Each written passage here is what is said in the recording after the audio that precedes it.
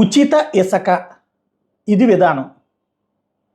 ఆ పేరు ఉచితం అన్నప్పుడే తేడా వస్తుంది భవిష్యత్తులో. అక్కడ ఆల్రెడీ రేటు వసూలు చేస్తున్నారు. కానీ ఎందుకు ఎవరి దగ్గరికి వెళ్తుందనేది తెలియాలని ఇంతకుముందే మాట్లాడుకున్నాం. ఇప్పుడు కథ మారింది.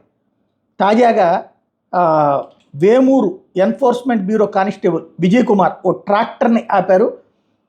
ఆ ట్రాక్టర్లో ఇసుక ఉంది. ఇసుక బిల్లు చూపించమని డ్రైవర్ని అడిగారు. బిల్లు ఉంటే అసలు గొడవ ఏముంది, చూపిస్తే సరిపోతుంది కదా. కానీ అతను ఆ ట్రాక్టర్ యజమాని భార్గవ్కి ఫోన్ చేశాడు.